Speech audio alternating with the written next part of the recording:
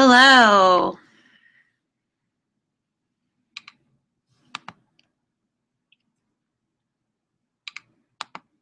Oops. I just need to mute my... Hello. Okay. Hi, everyone. I'm Paige with Millie May & Company.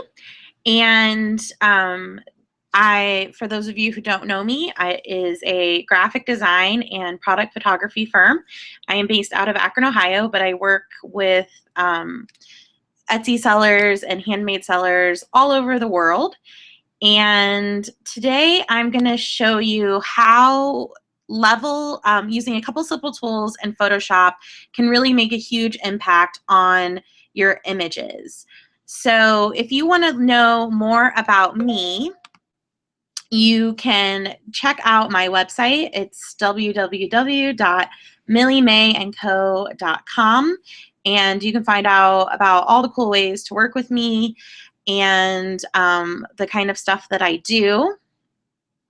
Right now I'm offering kind of a beta on a 4-week personalized product photography workshop, and you can find out information about that, and I'll talk about it a little bit more at the end of the webinar. So, and also, I know when you signed up for this webinar, it signed you up for a mailing list. That's not my main mailing list. It's just the easiest way for me to send out automated emails to remind you about the webinar. So if you do want any news, or if you want to find out news or about upcoming promotions from me, you can go to my website, and at the bottom where it says sign up for the latest offers and styles, just go ahead and pop in your email there. I'll be honest, I don't send out very many emails. I think I sent out an email for this, and the last time before that, I think I had sent out something in March. So I definitely don't spam you. And I'm just going to open up one more image. If you have questions while we are going through the webinar, there is an area over here where you can type in questions at the end of the webinar. I will have a little Q&A for you guys where I will go through your questions and answer them to the best of my ability. So your YouTube should look like this. You can make it full screen, but then if you have a question, just go ahead and type it in the chat. So let's get started. Let me get on the right image. Okay, so we're going to start with layer masks. So a layer mask is basically, just like its name suggests, it's a mask. So if I were to take this image, I'm going to go ahead and I'm going to put a layer under here so you can see what I'm doing.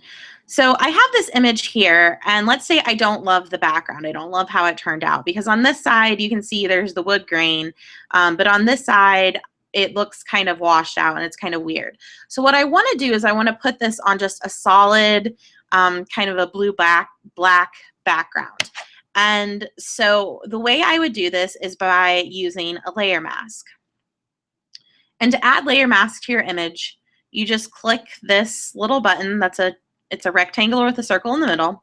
And what it does is it adds a little white rectangle to your, it'll add a white or black rectangle to your image. And this layer mask, when something is white, that means the entire image shows. So if you want to mask something, you paint in black. Now, if you're, so you see here, this is the white and black over here. If yours is like funky colors or something, there's a little shortcut you can do. You just press D on your keyboard, and then you press the X key, and that switches between white and the foreground and background color. So the color on top is your foreground color, and the color on the bottom is your background color. So I want black selected there, and I'm going to take a brush just to kind of show you what a mask does. So when I paint this, it's erasing any part of the image that I painted over with black. And you can see here on the layer mask, it was all white, but now it has some black around it. So there are a couple different ways you can select things for a mask. I'm just going to go ahead and delete this layer mask. And we're just going to start over here. So there's a couple different ways you can do things. There are different types of selection tools. So one is the magnetic lasso tool. And what this does is it finds your edges,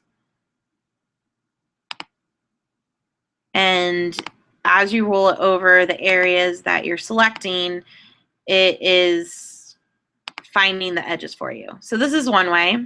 And this way, depending on how detailed the parts of your image are, it can take a long time or it can be really quick. So that's one selection tool, and I'm not going to go through and select all of that with this tool. That's just to kind of show you how that works. And so then when you're done with the magnetic lasso tool, what you do is you would close up the selection, and then sorry, I need to delete this mask again because I shouldn't have added it. So when you have so you make the selection, and then once you have the selection, then when you add the layer mask, you can see it will, the areas that you selected, it'll have that be in the white and the other parts be in the black. So another way to make a selection for a layer mask is the lasso tool. And with the lasso tool, it's very loose. If you don't have a graphics tablet, you're not going to do very well with the lasso tool because it's kind of hard to get really precise with the lasso tool if you just have your trackpad on your laptop or a mouse.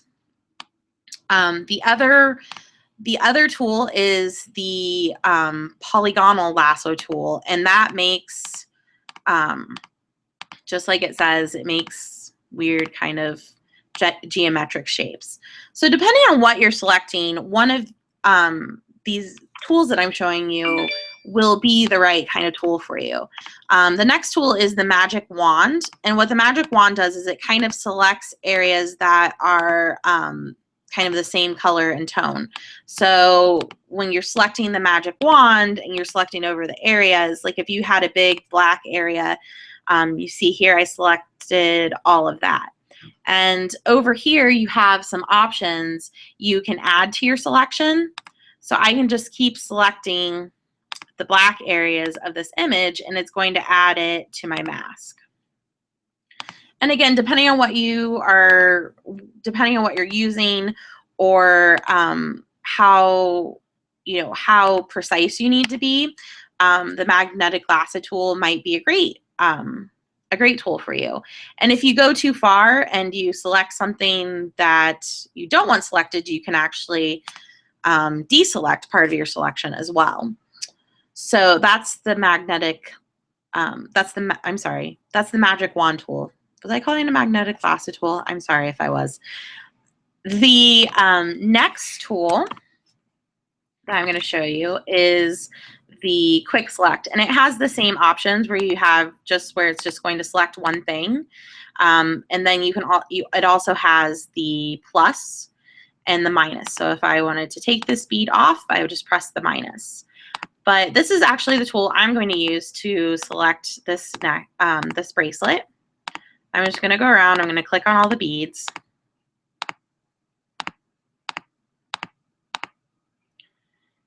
And click the little shark here. And then I'm going to get rid of this middle part here and the black here.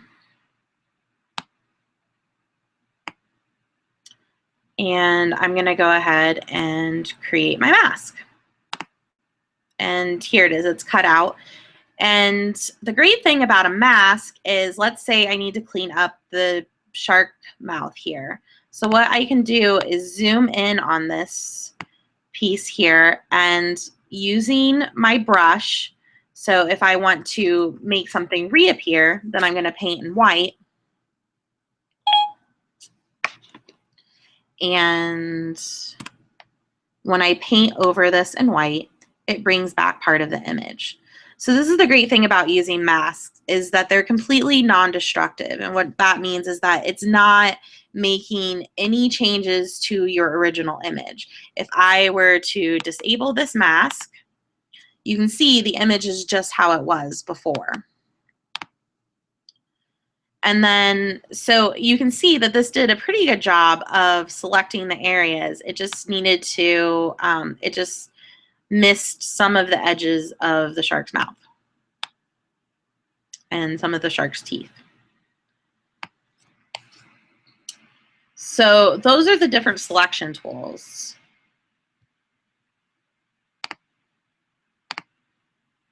But if you have, those are the different selections tools, and those are in pretty much any of the more recent Photoshop versions. But if you have the newest version of Photoshop, they actually just added something that's pretty cool that kind of makes this whole selection process even faster. And when you're trying to refine the edges, and they have this select and mask option. And with the select and mask option, there are different views. There's onion skin. So onion skin has, it kind of makes the area that's not selected transparent, and you can adjust the transparency. Then there is the marching ants, which just shows you the marching ants around your selection. There's the overlay, which shows you this green part is your selection. There's on black. There's on white. There's on black and white, and then there's on layers. So I'm actually going to use this overlay because I want to get the parts of this necklace here, these silver parts and this little tie, back into my picture. So I'm going to use the plus here, and I'm going to use a small brush, and I'm going to brush over this. And I got too much. Let me see if it'll just let me. Okay, so let's see, that just deselected that, and then I'm going to go over the rest of the shark's mouth.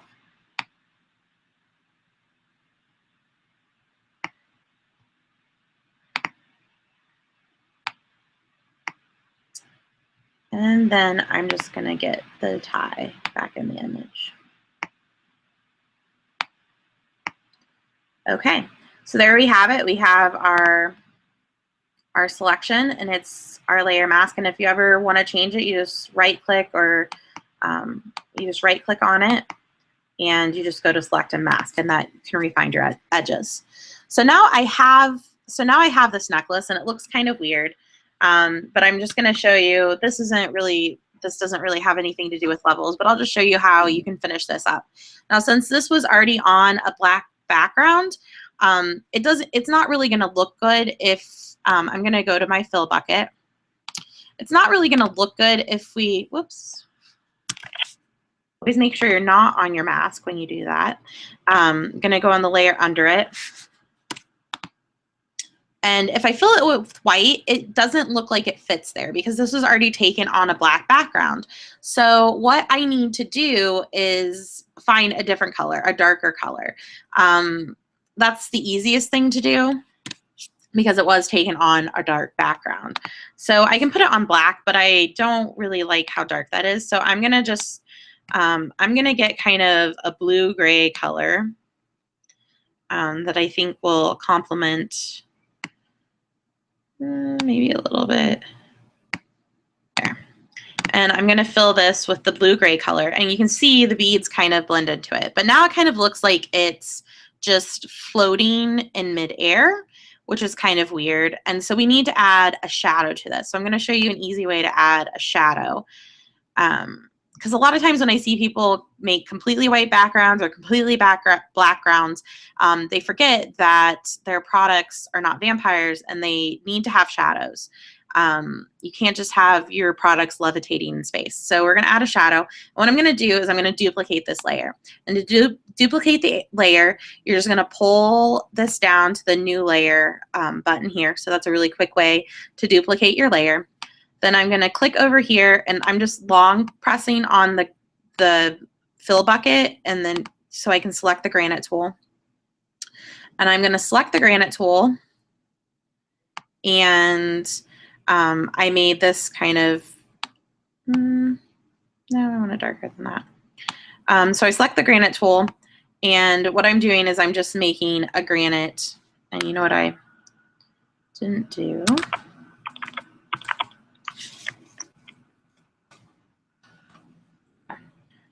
I reset my palette to black and white. So I pressed D on my keyboard. I didn't do that at first, and I should have. So I just want this area, so see where the beads are kind of black up there? That's kind of where the shadows are in, that's kind of where the shadows are in the actual image. And actually kind of more like this. So you have to look at the shadows in your original image to know what's going to look best here. So then, since I just duplicated this image of the necklace, I already have my layer mask that matches that. So now I just need to pull this down a little bit, just like you would a shadow.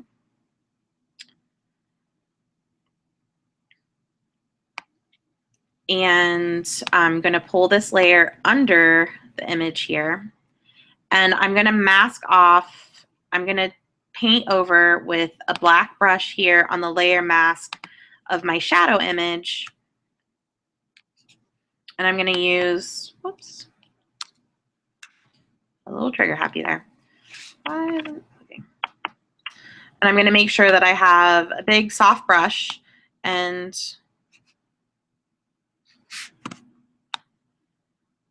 with black, I'm going to paint over the areas of the image where I don't want the shadow to show.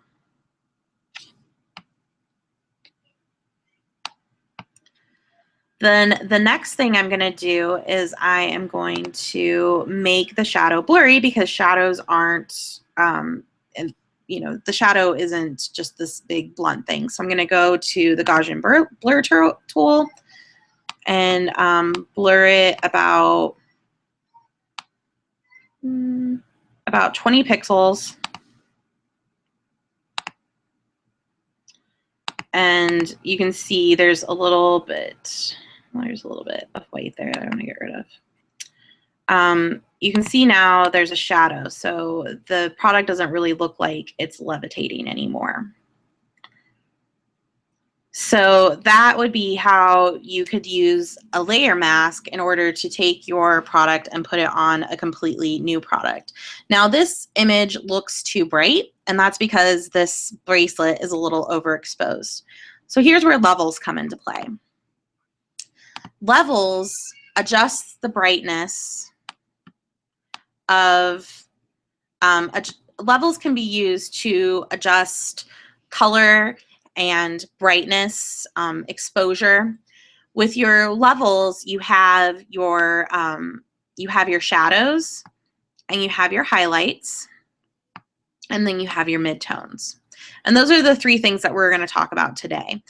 There's a lot that you can do with levels, and it would be a lot longer than an hour webinar. So with levels, you have a histogram here. So here's my histogram. And as you can see, it falls short on the shadows. So what I'm going to do is pull this in just till it meets. And what that does is it gives a little bit more contrast to the overall image. So, but what it did was it also made my background a little darker. Well, I didn't want it to do that. So what you can do is you can actually right click on any layer that you make, but I'm going to do it on this levels mask layer, and I'm going to create a clipping mask. And what that does is it applies that change that I made just to the bracelet. So we're going to go, so that was just to finish up this image. I'm going to go more into detail with levels on the next image. All right, so here's an image that is underexposed. So what I'm going to do is I'm going to add a levels layer to it. Levels are right here. There's a little circle that's half black, half white. These are all of your adjustment layers. You can also find levels if you go under image and you go under adjustments, you can also find levels here. And so you could make a levels adjustment here. But the problem with doing that is now you've just messed with your background image. You've just messed with kind of your master image. And if I want to get rid of that, I have to undo it.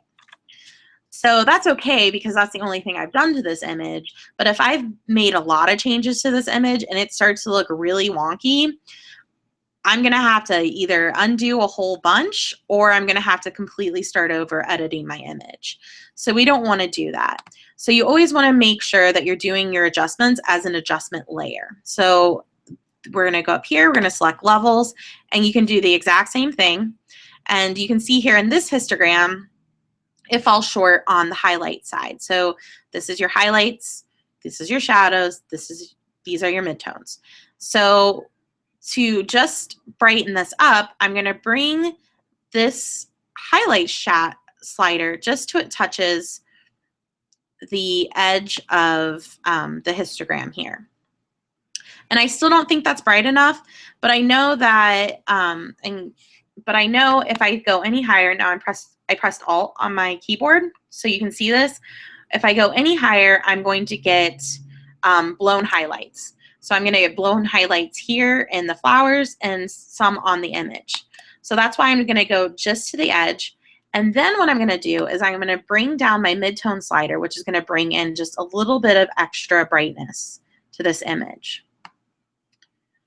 So now I have an image that is well exposed, but this medallion, this wooden sign here, it doesn't really pop. And I'm trying to sell a product, so I really need my products to pop off the page of my store. So what I'm going to do now is I'm going to make just this part of the image have a little bit more contrast and pop. So one way to do that is to add your levels layer, and then just focusing right here on this area, you can, make additional changes. So you can, just focusing on this, you can just make the changes until you think it looks good. And then, because this has a level mask, a layers mask, you can just paint in black and get rid of the areas you don't want. So that's one way to do it, but there's actually a much easier way. So I'm going to just delete this layer, and we're going to use something called the quick mask mode. So this is another thing that I didn't go over when we did the original image, but this is something really fun that you can use when you're working on your images. So in the quick mask mode, what it does is you use it to paint over the areas that you want selected. I'm going to double click here. If you double click on the quick mask tool, it will, this is how I have mine set up. I have it set up for selected areas. I have my color set to green. You can set it to any color that you want just by double clicking on the color. And I have the opacity set. I don't know. I usually have it set at 50%. I don't know why I was up to 100. So to enter quick mask mode, you just press Q on your keyboard. Then you're just going to paint over the area of your image that you're going to want to focus on with your levels. So I'm painting over this sign. Then to exit quick mask mode, you just press Q on your keyboard. And now I have this sign selected. And once I have the sign selected, I just go to my levels. And now when I make adjustments to this sign, you can see it's only making adjustments to just this part of the image. So I'm not really making a guess on how it's going to look, because in relation to the entire image, I'm getting to see it. So this just makes it so much easier. So then the next thing I want to kind of bring a little contrast to are these flowers here. So what I'm going to do, again, I'm just going to enter quick mask mode. I'm going to brush over these flowers and this face. And when I'm doing quick mask, I always make sure that I usually use a soft brush. Sometimes you'll want to use a hard brush, but I usually use a soft brush. And I you don't have to be, since I'm not cutting something out of the image, I don't have to be 100% perfect with my selections. And you can always, if you go too far, like if you make a mistake, you can always, you can see right here I have the selected color is black, but if I change it to white, it's just going to erase that. So you can always fix it if you need to. And then once you have the mask, if you decide you need to paint something on or off, you can fix that with your mask. So now I'm going to press Q on my keyboard again. I've exited quick mask mode, and I'm going to add another levels layer. And I'm just going to brighten up these flowers just a tiny bit more, just to make them, they looked a little dull to me. So I brightened those up a little bit more. And then I think I'm just going to do one more overall levels adjustment just to give this a little bit more brightness, make it a little bit more bright. And there you have it. So just to show you what we did here, so I did 4, so that was 4 levels adjustments, and you can see here the transformation is just amazing. So we went from having a very dark, not very inviting image to having a nice, bright image, and the wooden sign really pops with that design. And that's just from using levels and layer masks. So really, I know that when you're using Photoshop, it can seem super overwhelming, but it doesn't have to be. I always suggest that you just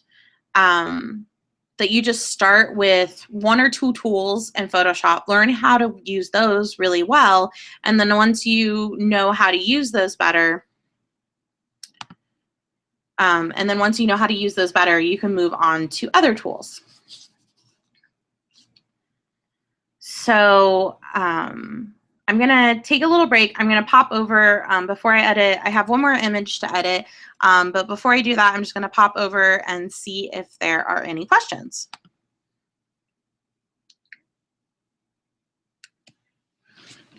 All right, so, oh yes, and if you want to know any of the, so I actually had 2 people send me images that I edited during the webinar. And so this image was from, sorry, the first image I edited, that's not that one. This first image was from Monica at Crafty Girl Studios, I think. I'm sorry. Goodness gracious. My mind is not working today. Yes, sorry, Craft Girl Studios. And these aren't listed yet, but I'm sure they will be soon, so you can grab them then. And the next image I used was from Gabby over at, sorry, just pulling it up, at Sienna Harper Designs. So, and this is also not listed yet, but you can check out her shop, and I'm sure she has a bunch of other adorable stuff that you can look at. So, all right, so Gabriel Jones asked if this will be available longer than the 24 hours. I'm going to have it up for 24 hours.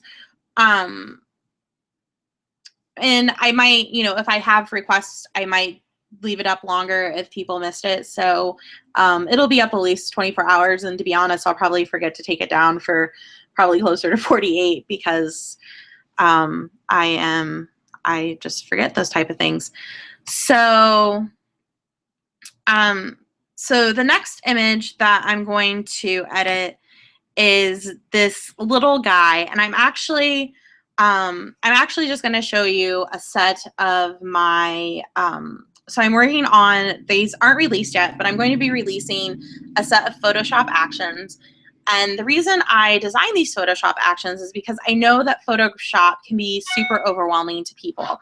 And so what these actions do is they allow you to edit the image.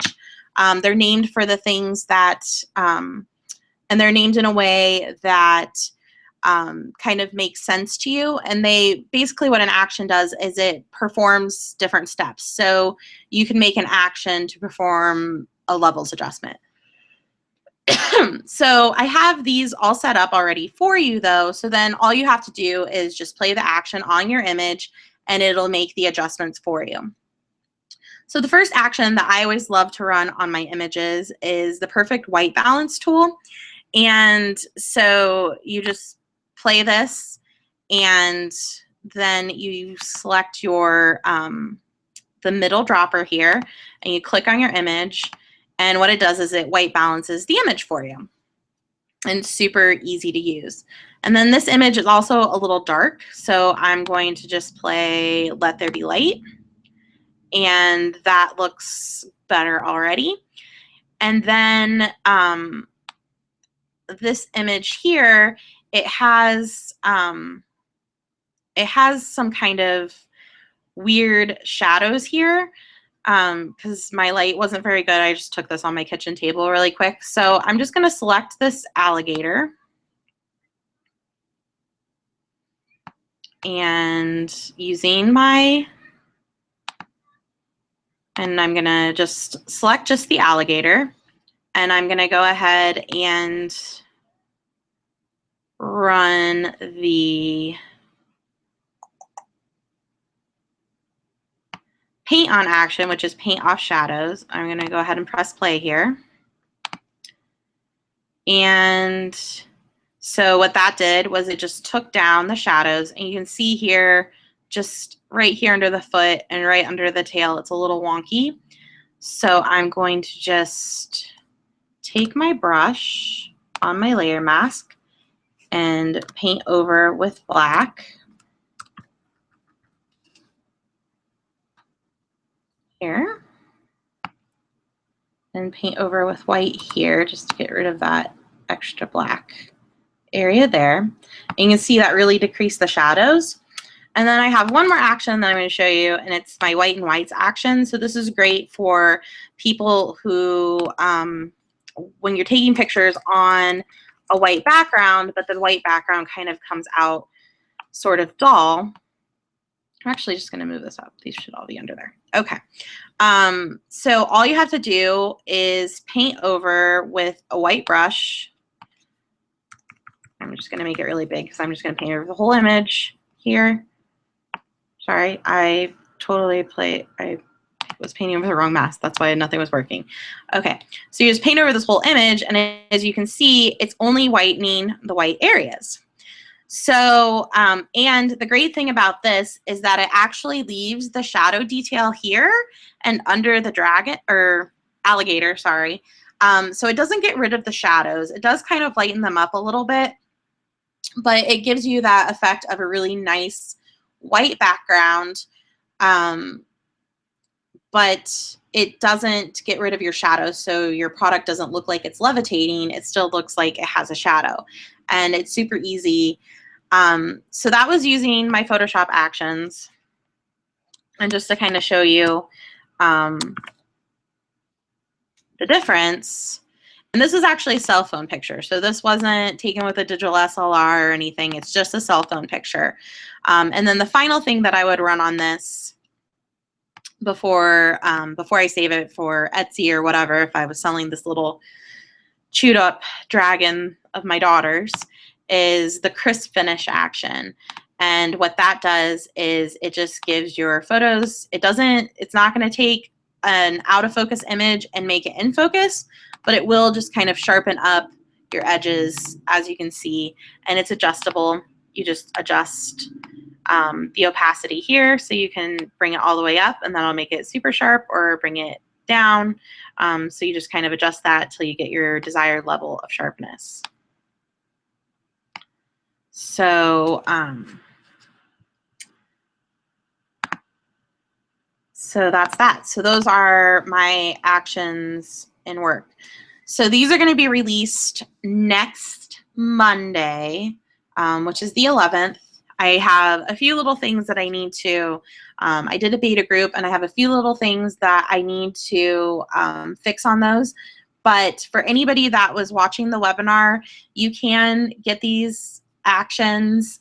They're gonna go for sale for $29.99, which is the introductory rate. So after a couple weeks, they'll go up to $39.99. But for watching the webinar, you can get these for $19.99. You just need to use the code webinar. So I'll just type that here, just so you know what I'm saying. Use help if I wasn't typing in right.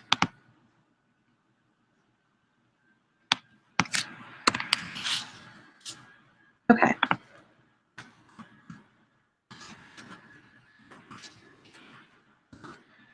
So if you use the code webinar, it'll get you an additional $10 off of the introductory price.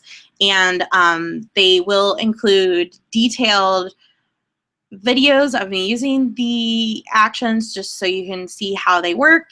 And so that will be that. So I'm going to pop on over again and see if there are any additional questions.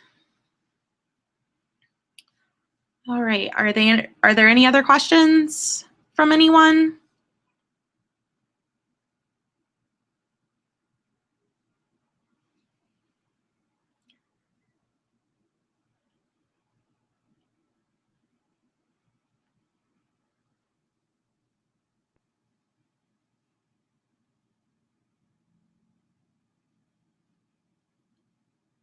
All right.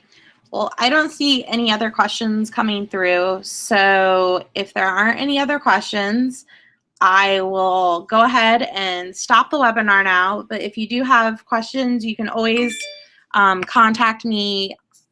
You can always contact me via the contact form on my website. I'm happy to answer any questions that you have. And I hope that this taught you a couple new tricks in Photoshop. And have a wonderful evening. Thanks so much.